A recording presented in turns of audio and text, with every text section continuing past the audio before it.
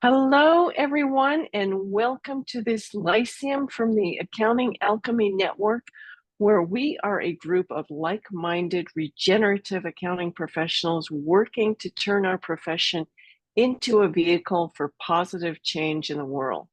My name is Liz Farr, and I'm going to be your host today for this wonderful conversation with our guests, Cynthia Brix and Will Keepin. And we are going to be discussing gender equity and reconciliation, a little bit different from the usual stuff we do in accounting. So, welcome, Will and Cynthia. Thank you, Liz. It's a pleasure to be here with you and everyone. Yes. Thank you, Liz. And now, It's a joy to be here. yeah, and now Will and I go way back. We actually were childhood friends, and we just recently reconnected. And I discovered the kind of work he was doing. He discovered the kind of work that I was doing. And we found that there were some possible synergies between us. So I was delighted that he and his wife Cynthia were willing to step forward and talk to the accounting profession about their work. So thank you so much. Well, thank you, Liz. It's quite an inspiring way to reconnect after so many decades since we used to run around in that neighborhood, riding bikes Yes. and the like. Yeah, that was a long time ago. Yeah. And now if I could ask each of you to do just a little brief bio, that would be wonderful to orient people to who you are. Well, I'll start. And then since the two of you know each other, I feel like I need to bring my voice in a little bit because I just met you, Liz, a few months ago, and it's a pleasure to be in the friendship. So my name's Cynthia Brix, and I have two children. That's a good place to start. I have two children, Patrick and Emily, who are adult children, and we have a grandchild who's 5 years old. And I say that it's a good place to start because that's part of my gender story and part of my life, and also part of work life that most of us have as well. The balance of all of that becomes part of the gender story. I'll just share pretty much from the place of how I came into this work, because so much of the work of gender equity and reconciliation is my life. It's a passion, but it's embedded. I walk a path with this work. And so my mother, here's another familial thing, is my mother introduced me to the work. She was a psychologist, and about 24 years ago, she came home from one of these programs, and she said to myself and my brother and his wife, I want to gift you by sending you to this work. And for everything I've messed up in your life, this work will heal you. I was working in the health and wellness field at that time as a wellness counselor, excuse me. And so it took me 5 years to get to the work, but I finally did. My brother and his wife went right away. I got to the work, and then a year later, or 6 months later, I found myself moving across country and becoming the training coordinator of the organization. And that started the journey. So I have a master's degree in wellness management and gerontology, and also a master's degree in divinity. So I realized that I needed to, for my personal journey, I needed to find a spiritual foundation for the work I was doing in the world. And so I am an ordained interfaith minister. And so that means I'm not with any one particular religion or spiritual tradition, but am open to all and ministering from that place. Yeah, I'll stop there and turn it over to Will. Thank you. Yeah, so I grew up in New Mexico, right near where Liz grew up, a few blocks away. And I became a physicist. I was trained in starting out in quantum physics, and then ended up working in the field of environment basically technology and policies for abating climate change. And I worked in that field for about 25 years in support of sustainable energy and renewable energy technologies. And in the course of that work, there were certain challenges taking place within the environmental movement. And they related to essentially what we would now call Me Too violations, where we had a situation of some of the senior male leaders in particular preying upon some of the younger female co-workers, which of course is something that the Me Too movement really revealed how extensive that is. But at that time, back in the late 80s and early 90s, it was a challenge that I became aware of because I had also been at that time training, kind of retooling and training with myself in transpersonal psychology. I did a training with the psychiatrist Stanislav Grof on holotropic breathwork, which is an experiential modality that I then worked with clients who had experienced sexual trauma and violation. I didn't intend that. I didn't set out to do that, but I was in the training and there were a couple clinical psychologists who invited me to work with them. And so for 6 years, I worked with them in that capacity, doing breath work with their clients. And it was a very profound apprenticeship for me. And it really attuned me to the signs and signals of, abuse going on. And I picked it up that it was happening within our networks. There were whisperings, but nothing was spoken out loud. It was taboo to talk about. So a group of us organized our first event. We called them, in the early years, we called them Gender and Ecology, because we were working within the ecological movement. And we had this crisis in our human ecology while we're trying to heal our relationship with the natural ecology of the earth. So the idea was there's a contradiction here. And so we called it Gender and Ecology, and the byline was, are there parallels between exploitation of the earth and exploitation of the feminine? And that's how it got started initially. First couple of workshops we did, we had created a forum for these truths to come out and kind of blew the lid off Pandora's box and was shocking and intense. And some of the group or organizers said, we got to put the lid back on this box and close it up because we have other work to do. We have an earth to save. And some of us said, well, actually, this is part of our work. So anyway, that was the beginning. And we were working with colleagues and networks of colleagues. So we could be experimental, and we tried lots of different things, a lot of trial and error. And then after the first 3 or 4 years, we started to get traction with how to work with these issues more skillfully. And that slowly led into this work, and it slowly took over my life and became my day job, and then became this project that we call Gender Equity and Reconciliation International. And we're now a training organization. We're primarily focused on training the next generation of leaders. We're running 4 trainings right now on 4 continents. And then those people go out and deliver the programs in their communities and constituencies.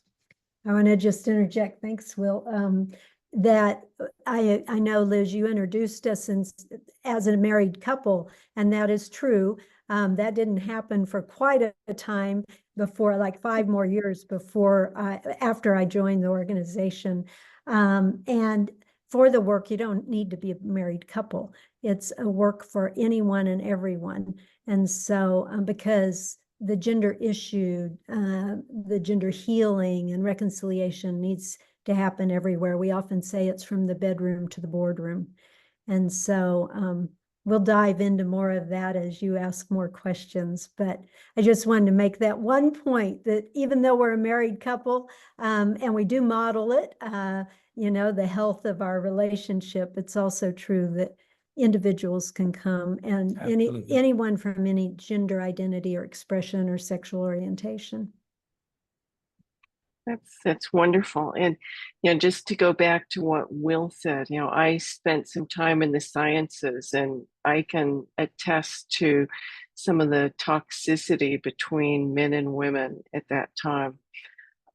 Fortunately, I wasn't a direct recipient of any poor treatment, but I did work with a woman who had really a permanent chip on her shoulder against all male scientists, and just really considered all male scientists to be the absolute enemy, which was unfortunate. So I'm glad that this work is coming out. So we've been kind of talking about this, and I read your book, which is just an amazing, amazing book. It's a tome, but it is a wonderful book. Here it is. And yeah, but it is a tome. fantastic. Yeah, because it's It is a tome. Your project. Yeah. Yeah. And so what I got from the sense of this is that the work you do is not just these little seminars that you go in and you talk about the inequalities and the problems, but these are really transformational experiences for the participants. So can you talk a little bit about how these workshops proceed? Well, they are very experiential. And we tell people, put your notebooks and pens and pencils down. That's not the kind of thing it is. And the facilitators of the workshops, we do some talking in the beginning and we guide the process very skillfully throughout the time we're together. But ultimately, it is about whoever's in the room sharing their story, sharing whatever, like you just did, Liz, a little bit of your story of working in the field you were working in and feeling the sexual harassment and whatever was going on. And there's all arrays of stories that come forward. And so we don't dictate as facilitators, this is what we're going to talk about today. This is what's happening. But we open a space, a place for the stories to come forward, and that is then what is heard, what we listen to, with compassion, with deeper understanding. I'll just say the Reverend Dr. Martin Luther King Jr. said it well, and it kind of encapsulates what our work is about. He at one time said, injustice and corruption will never be transformed by keeping them hidden, but only by bringing them out into the light and confronting them with the power of love. That's what our work of Gender Equity and Reconciliation International is about. We fondly call that GERI. Everybody knows it as us as GERI. And so, but that is what it's about. It's about sitting together and sharing our truth without shame or blame, but really to be able to understand what our truth is around our gender, around our sexuality, and the pains and sufferings we've had, not to wallow in those places, but to move through them and have it be heard. And there's some kind of community accountability that is heard, even though maybe the person that hurt us or we hurt isn't in the room, right? And through that process, you mentioned transformational. It is, because through that listening with the openness of our hearts, we come into a place of deeper understanding. We come into a place of deeper respect and even mutual reverence. And maybe just to add a little bit, since you asked about the process, we've introduced this work, I think now in about 19 countries and over 30 years. So it's been a long-term initiative, and we see certain patterns consistent everywhere we work. And one of those is that there's a whole level of awareness that men do not have of women's experience, that women do not have of men's experience, that heterosexual people do not have of LGBTQ people's experience. So part of what we're doing is creating forums for these deep experiences to be witnessed, to be heard. And what happens then is that initiates another whole level of conversation and a beginning of a renewal of the ways in which we relate across these gender divisions. And that's where it gets really inspiring. Because what happens is, for example, we typically hear, what we often hear from men in this work is something to the effect of, I knew that women had certain challenges, et cetera. I'm aware of the data. I had no idea what it's actually like to walk through the world as a woman. And all of the subtle and overt experiences that happen to girls and women, I just had no idea. Or I was clueless, or they hadn't really heard those stories to really understand it at that deep level. And then what we hear from women often is, I thought men had all the advantages. I mean, they have the power, we don't. So I thought we are the only ones who had the problems. I had no idea how much men are struggling and suffering with the conditioning that they receive. We hear those kinds of reflections often. And so what that shows is there's a need, a deep need for these forums of deep truth-telling. And so since you asked about the workshop, there's a kind of a flow. We start out where we basically spend the first day or more just creating the container, as it were, creating a space where there's enough safety and trust and guidelines, and we have community agreements, and we put all those pieces in place to really help protect the work that we do, because the nature of the work is that we're kind of entering into taboo conversations and revelations. And then we move into various different forms of processes that support people to reveal their own experiences, and no one is ever pressured. So it's merely an invitation. And some people will jump in sooner than others. And it's not necessary. Some people will never actually tell their story, but they will still be a present witness and engaging in the process. And then through that, we have these deep forums of truth-telling. We separate into women's and men's groups. If we have an LGBTQ group, we work with the gender identities and diversity in the room. So we're basically working in different ways and tailoring it to the different groups that we work with. And we have over 200 certified facilitators who are, many of them are, probably at least half of them are very active. And so we can assemble teams to reflect the kind of demographic and composition of the group as much as possible.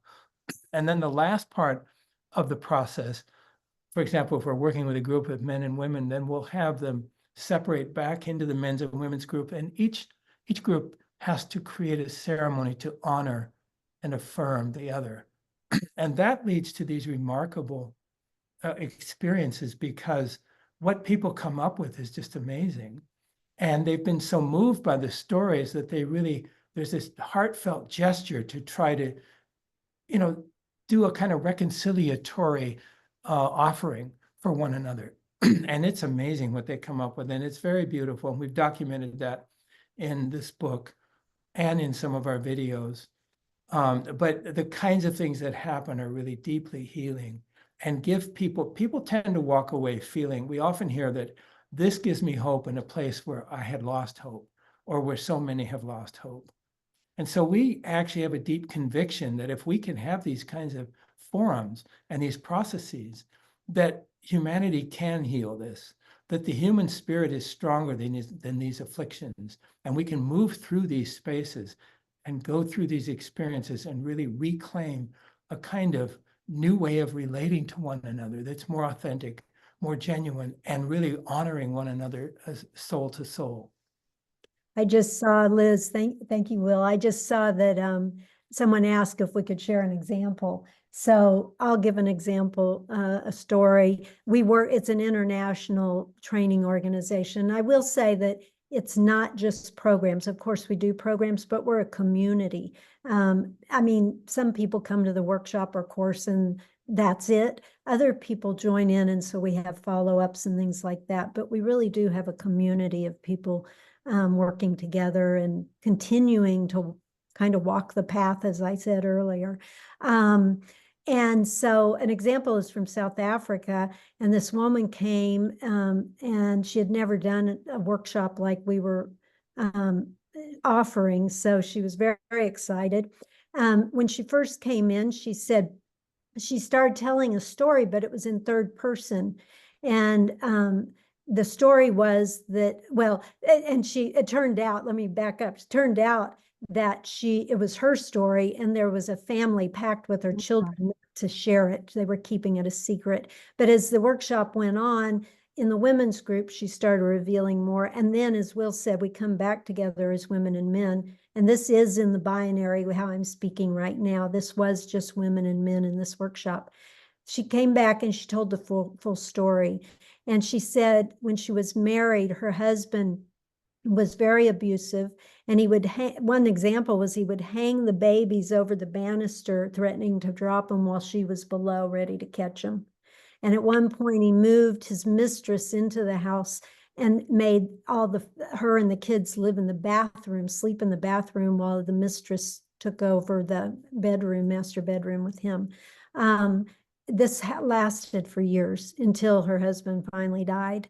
And so when he died, the mistress moved out, and the family, they just had to live for years trying to recover from it, but keeping it a secret. In the workshop, it came out more and more. And by the end of the workshop, she was feeling so liberated and free just from being able to share her story with everyone, and to have men in particular listen and hear what had happened. In that workshop, at the end of that workshop, in the honoring ceremony, this was very healing too, because they led the women in and they had a half circle of chairs. And in front of us was this whole structure of chairs, one on top of another, kind of like folding chairs. And they were mounted up in like a big hill or a big building. And on each side, there was one man, and they made a declaration that they were going to dismantle the patriarchy. And at that moment, they pulled the legs of the chairs out, and the whole thing crashed down. And the women were like in silent shock or startle, right? And then they came through with warm water, and they they invited to wash each woman's hands and gently massage them with lotion. And I will tell you, many women, and particular this woman, this story I'm telling you, had never felt the safe touch of a man before until that moment. And so she left the workshop just feeling so uplifted, but also transformed.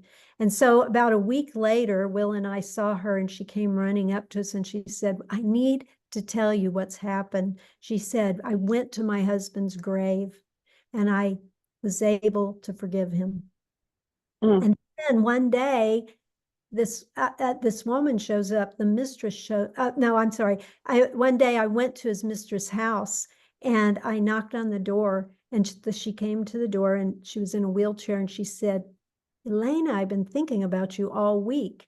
Come in." She invited her, and she said, "I think I'm in this wheelchair for all the horrific things I did to you and your children." They were able to talk it through and come to some level of reconciliation. Now, in some ways, nothing that we as a team of facilitators did to make that happen. We guided the process, but it was through that level of safety she felt to share her story, bring the secret out, and have it be deeply listened to, and be trusted that it was true, and then come into a place of forgiveness of her husband and this mistress, and come into a truly transformed place of healing.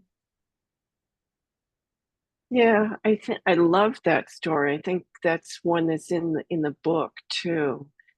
And what I really got out of the book was an appreciation that it's not just women who are traumatized by the patriarchy, but as Will said, it's also the men, that if you move through this world, then you are exposed to trauma as a man, as a woman, as whatever your sexual identity is, because we have these roles that are so constrained.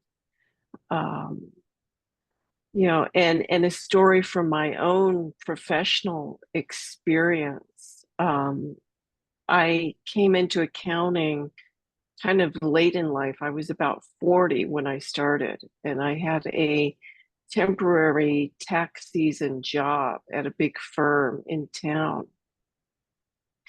I was walking down the passageway between the cubicles and the offices one day, and the founder of the firm was at the far end, and he saw me and he says, "Oh, there goes Liz with her shapely figure," and yelled it out loud enough for everyone in the firm to hear. And I was just mortified that he said something like that to me.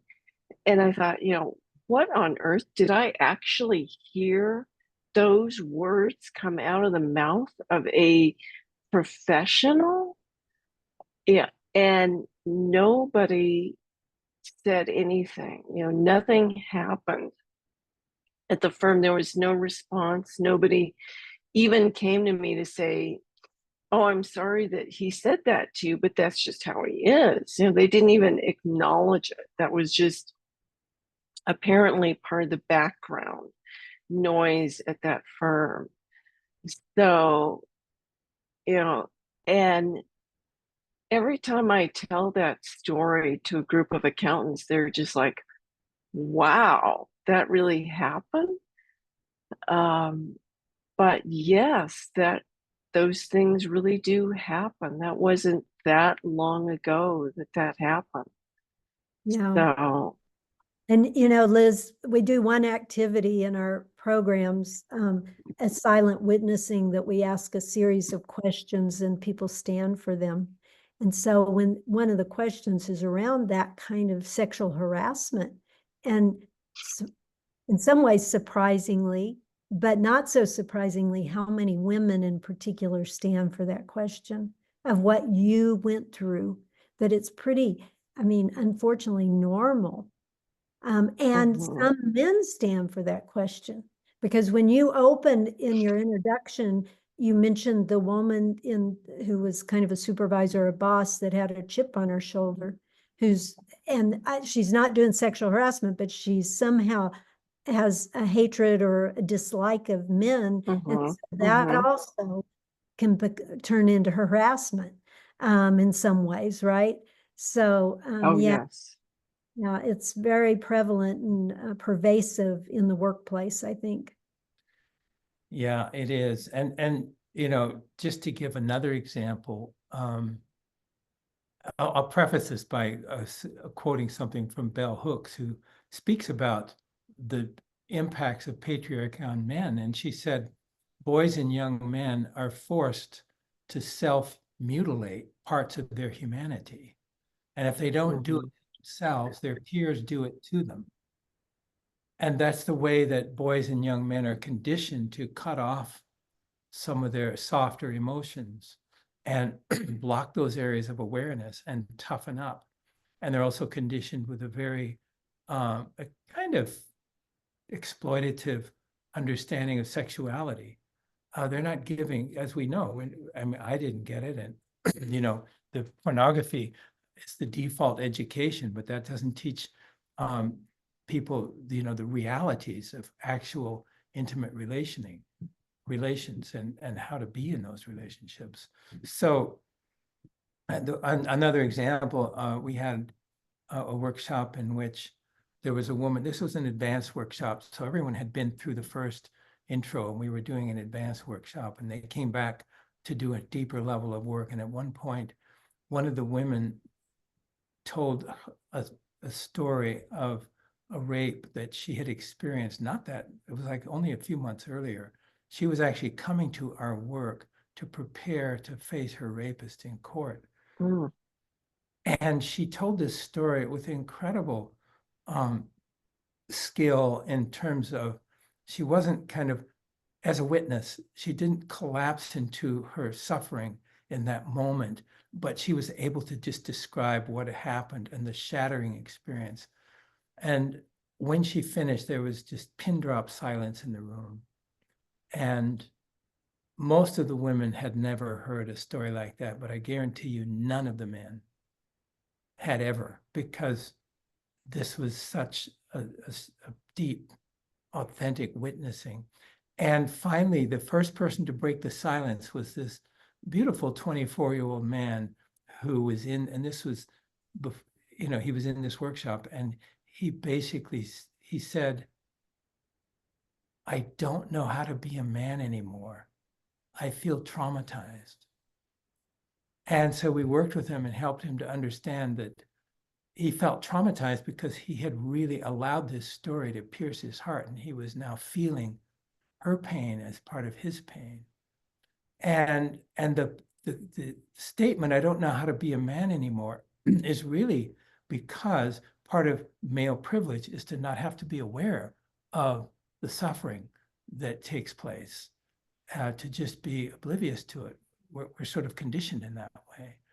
And so that story and that experience deeply impacted him. And about a year later, he actually joined our facilitator training. This was in South Africa, and completed that, and then became one of our facilitators, facilitating this work. So there's a story of a man who came in with just a relative level of consciousness around these issues, and he was just blown away by what emerged. And then he was moved to then eventually become, one of our facilitators. And Liz, if I may just include a couple of things, there was another story of a man who spoke about his father, who had this intense anger, and as a young boy, he was the one out of all the siblings that got the worst beatings. And I won't go into the level of depth that he did around those beatings because it was horrific. I will say that his father would make the kids go out in the backyard, and there was the wood stack there, and they were told to pick the piece of wood that he was to beat them with, that sort of thing. And so I say this because some of us have never experienced that level of abuse, but a lot of people have. And it can be childhood things, whether it's from a father or a mother or an elder or all kinds of things, but we push it aside or whatever. We try to get on with life. What this man said that was so touching to me years later, after a lot of therapy and everything, he was sitting with a friend whose 5-year-old was there at the table. The 5-year-old was playing, and they were at dinner. And he looked at this little 5-year-old, and he said, what could drive anyone to do what they did, what my father did to me at that age of 5 years old, And couldn't come up with anything, burn the house down. That still would not justify the beatings that he got, that sort of thing. So, there's all levels of our stories that we enter in with. I have many stories around gender violations that aren't as extreme as what we're talking about. And I mean, whether it was romantic relationships or whether it was a workplace or just on the street being catcalled, that sort of thing. So we each enter in at a different, all kinds of levels, because that's what our world represents, right? Our stories. And lastly, I'd say the one other place that's really important is the LGBTQ. I mean, people who come into our work who are trans women or trans men, for example, in particular, and the challenge it is for them to be in the world often. And whether it's, getting called out, like I just said, or whether it's actual getting beaten up. We have one trans woman who's in our work now who got beaten up in a bathroom because someone, identified her as a trans woman, and then she walked out in a park setting and got beaten up. I mean, she has a public story about that. The man got arrested and thrown in jail and everything else. But the level of what she had to go through to find justice, and the level of even the injustice of being beaten up and not being able to be in a public space, and be respected and honored for who she is just tremendous. So, yeah. Yeah. just jump in and say one more thing is that our work isn't all about these incredibly Yeah. horrific stories. No. A lot of it is about smaller kind of daily microaggressions and other kinds of insensitivities that we have become so accustomed to, we don't even hardly notice, or we just have been hardened to them. And part of the beauty of this kind of work is that we begin to focus on those things and release those things. And then we all together realize we've all been betrayed by this system of conditioning. And then, in a sense, the veils drop away and we see each other heart to heart and soul to soul. And then we can kind of begin anew and afresh. That's the really inspiring and exciting part. As Cynthia said earlier, we don't just wallow in the pain, but we move beyond it because as Desmond Tutu said, it's not enough to heal the past. We also have to reinvent the future. Otherwise, we'll just replicate the Yes. past. So we have to reinvent the Mhm. future and put in place the new ways of being that literally take the past of healing and bury it, and then use those experiences to build a really auspicious future in our relationships. So that's really key. And going through the pain and speaking about it is important, because if we don't, then we bypass that and try to get to reconciliation and healing and good, how can I be in this loving relationship? Well, if I haven't dealt with some of the stuff that's happened in other relationships, it's probably going to happen again or whatever. Yeah. So it's important to go through those things and then come into a place where you really can honor and celebrate the relationships that we have. Yeah. Yeah. And, reading your book and hearing these stories, one of the big themes that ran through it was the power of forgiveness, and how forgiveness is not letting somebody off the hook necessarily, but it's about letting the burden down for ourselves so that we can move forward without that. So can you speak a little bit about the power of forgiveness in your work? Well, the story I told, and I changed her name when I said Elena. So the story I told earlier was I think one of the most significant forgiveness stories in our work.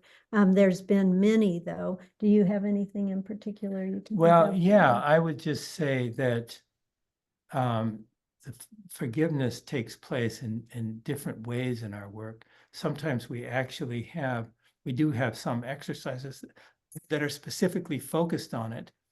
And then other times the process happens organically because of the depth of truth telling. And then what emerges is a sense of an awakening of mutual compassion and understanding, which then leads to a quality of people extending themselves and offering forgiveness or asking for forgiveness.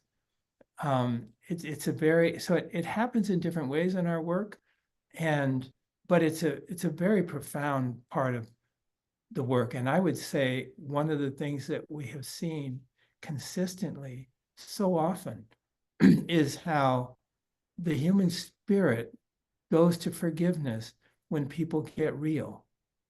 I'm thinking of another example. There was a workshop we had where two women reported having been date raped. That was part of their story. And then at one point, one of the men brought forward that he had also done that himself. And this created a whole rift in the community because he was owning that he had done the very thing that had happened to these women.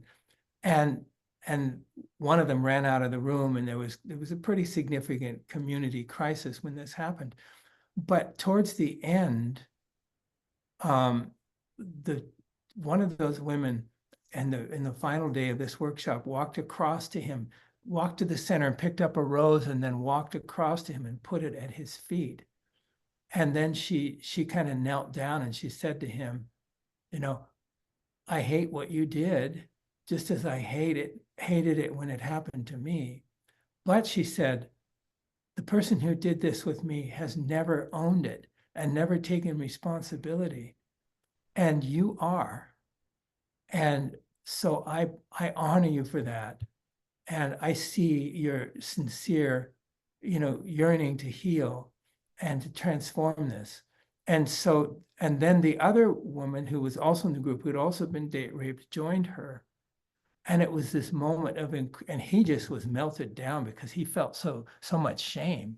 And so to have her come across the room and place herself right in front of him was like, he didn't know what was coming next. And so to have her do that gesture just melted down the whole, there wasn't a dry eye in the room. It was really beautiful.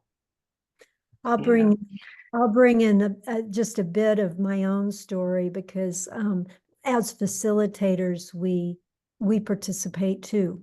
So we share from our own lives. And in a period, I was married before, and that's where my children came from, the previous marriage.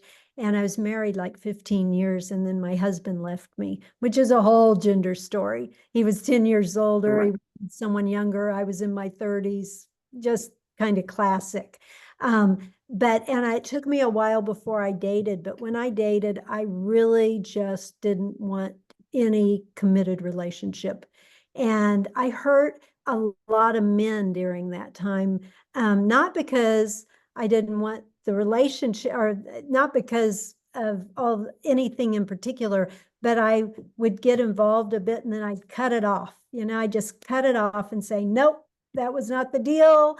And I was going to stay strong with that. I hurt their hearts, though, I hurt them. And so the forgiveness through this work, actually, working in it, I realized I needed to do forgiveness in myself. It was a very empowering time for me as a single woman and as a single sexual woman to be out. And at the same time, in doing so, I hurt people. I hurt men in particular. And so I wrote letters to these men and I shared with them, I'm sorry for the ways that you may have been hurt in this. And at the same time, it was an important time for my growth and my coming into my own. So it was an interesting piece, but that's a part of my own gender story in terms of forgiveness and also reconciliation and truth telling, because I'm culpable. I'm not only have I been a victim of sexual and gender violence or crossing of boundaries or whatever, injustice, but I also have done things that have hurt people. And so in some ways I've perpetrated in that way, knowingly that I was hurting people in my younger life. I try not to do that now as I go more conscious, right? I did see, and Liz, this, you can ask whatever, but I did see someone ask about in the chat about how it converts into work environment. And so we're talking the intensity here of public workshops or organizations that come to us and want us to work with their staff is a little different, usually. And that is, in our activities, we base everything, like the silent witnessing, everything's around workplace environment. So the questions in that silent witnessing would be about workplace. Have you ever experienced sexual harassment? Do you feel like, what are some of the other ones? There's an economic disparity between male counterpoints, parts or things like this. So it's a little maybe softer, if you will, and we adapt the programs based on who we're working with and the environment we're in. Yeah.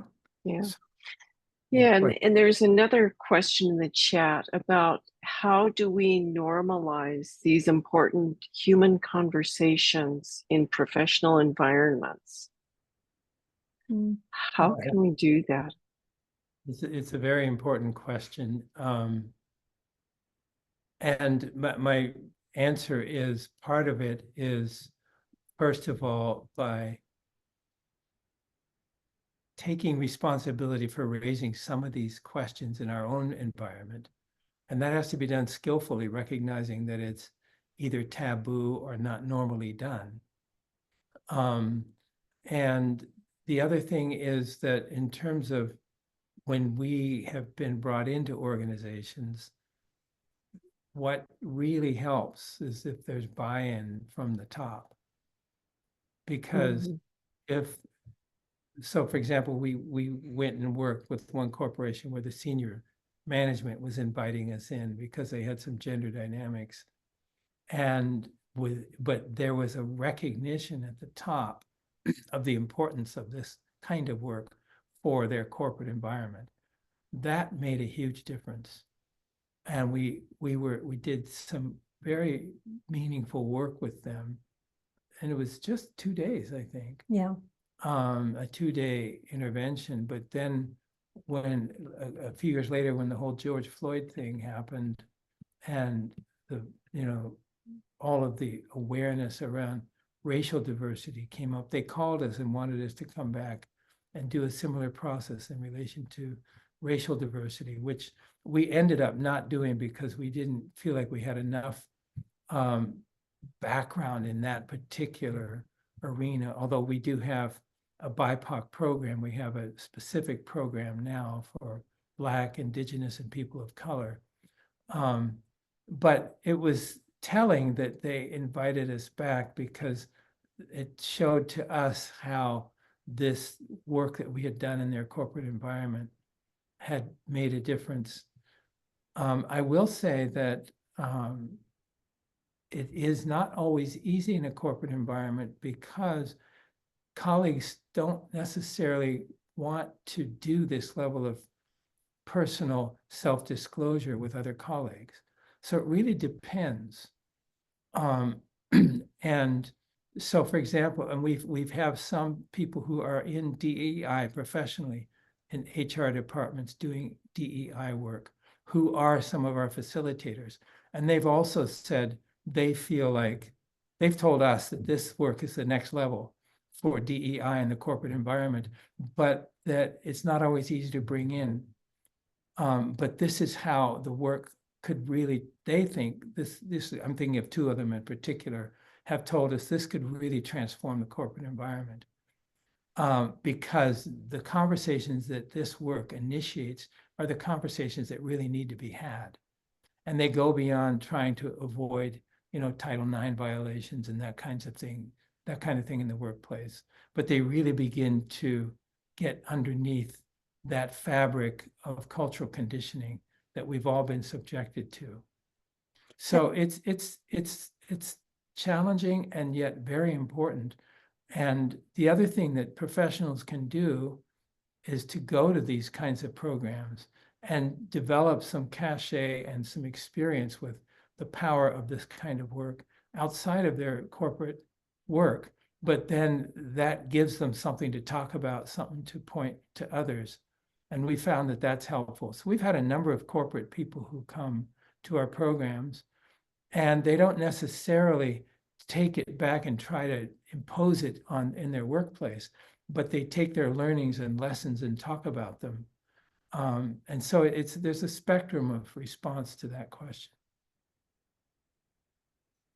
Yeah, I would think that getting buy-in from the top would be really essential, because if the leaders don't acknowledge that there even is a problem, that there is even that just the way that they are, the way that they have grown up, means that they harbor many unstated and unacknowledged biases. I think that is a very challenging thing for many leaders to acknowledge. It takes being vulnerable to a new level. Yeah. It's very true. And even when they recognize there's a challenge, they may not feel inclined to take it on. It's like, even if they're sensitive to it, it just may feel overwhelming to try to address it. And I do understand that. I mean, it really requires change. And not even in one organization, but we're looking at the world right now.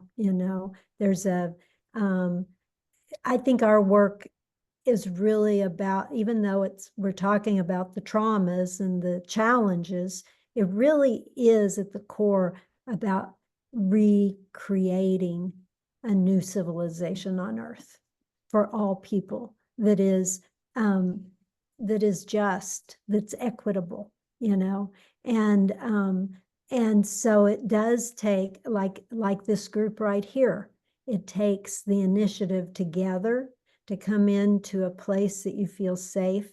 And I really do hold the vision and kind of, not even a vision, I hold that there are many groups like this group, your group here, and many groups like our group, maybe doing different work, but doing enough similar work that we are making that change in the civilization. Even though we don't see it in the news right now, we're going through this kind of challenging time, not kind of challenging, it is a challenging time worldwide.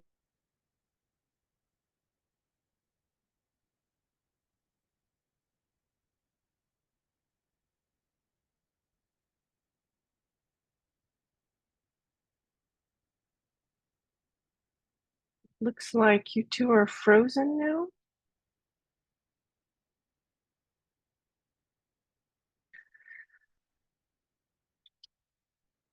Are there any other topics that we should be discussing? But brute force in some way to do it. Yeah. And we lost you for a few minutes, but Oh, I'm no. glad you're back again. No, I'm sorry about that. Oh, that's okay. We have just about 8 minutes left. Is there anything else that you want to share with us that can help us as accountants to create a better and more humane workplace and life and culture and world? Well, Liz, I'll ask, what did you last hear us say? Because what was the last thing before we cut off? We're talking about the importance of getting buy-in from the top. Okay.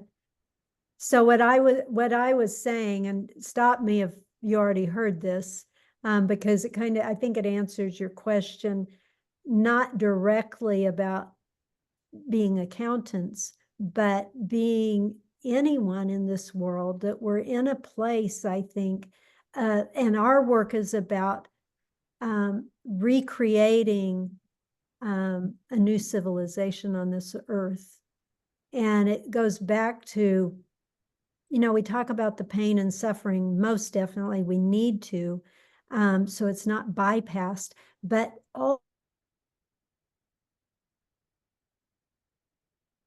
ultimately what our work is about is about equity. Mm-hmm. It's about justice, love. It's about reverence for who we are and how we're operating together. And ultimately, that is the new civilization that's being formed. And I was saying that your group here, our group, and many groups, communities, people around the world are doing similar things to recreate this world to be all those things. We don't read that in the headlines on the news. And we are going through a very challenging time worldwide. And yet it's almost like we need to go through the challenge to get to this new place. So I think, I personally, I think what you're doing here is so important. And it may be like we're little drops of water in the big ocean, but we're medicinal drops. We're medicinal drops doing the work. That's right. Every little bit helps. Right. Yeah, and I guess what I want to say is, I mean, what I understand from the Alchemy Accounting Network is that you're really striving to deepen and expand the profession to also take account of other things that really count. and that in Mhm. so doing, you're deepening the profession from a service to the financial accountability to include a kind of broader social and cultural accountability, and also to really bring forth a more, I don't know if I want to, but I was going to say human face to the profession, as opposed to a merely techno-financial face to it. That's, I'm sort of projecting and guessing here. But what I would say is that no matter what profession we're in, each of us has an opportunity to be an instrument of light and love and truth in that environment. And to the extent that we can connect to those deep spaces within ourselves and bring them into our work, we inspire and move those around us. And to me, that's a really important part of this whole cultural transformation, is to recognize, it starts with me, and I can make a difference in the way that I interact with people, where I'm coming from, and really cultivate a deep listening heart to understand my clients beyond their financial needs and accountability into the fullness of who they are as human beings, and to meet them in that place. That to me is something that one can do in any profession that really adds to the richness of being in service to others. Well, that I think, Will, is the perfect note to end our discussion on. That was so beautifully said, as one of our chat respondents said. Now, if anybody wants to find out more about the work that you two do, where can they go to find out? So we're on most, if not all, social media. So you can, and our website is GR World, for Gender Reconciliation World.org. So you can find us there. I'll put it in the chat. And then also we're on Facebook and Instagram, all those places. And you'll find that on our website as well. I do want to say that we've got some programs, if I may, Liz, because I just want to invite you. Please do.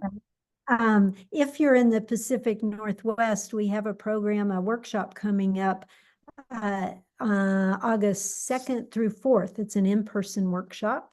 And so we warmly welcome you. We're going to have a workshop in October in Houston, Texas. And so those are the two upcoming. And then we're soon going to have another online. One just started, so there will be one starting probably in the fall. Fall if you're in the US or Western part of the world. And there's a BIPOC online course starting and an LGBTQ course starting. So you can find all that on our website, and we'll just posted it there on the chat. So we warmly welcome you to come. And since we're talking accounting, if there's any financial difficulties in coming, don't hesitate. Just let us know, and we'll work with you to make sure that you can participate. And at some point, if there were enough interest, we do sometimes get invited into different professional networks and groups to do the work, if there's gather a group together, if there's enough, AAN people who want to kind of dive in and try this out, we could do something like that also. Yeah. Okay. Well, thank you so much. It's just been a joy to reconnect with Will and to work with you, Cynthia. And I look forward to working more with you two in the future. Thank you so much. Thank you. We really enjoyed it, Liz, and thank you for the invitation. We were thrilled to do it. Very much so. Thank you, Liz. It feels really good both to reconnect with you after all these years, but also to be invited into this, AAN network that you all are part of. It's inspiring to us to see these kinds of initiatives. And so it feels like a real privilege to share our work with you today. So thank you so much. Yeah, be well, everyone. Be well, and thank you. Thank you. Thank you.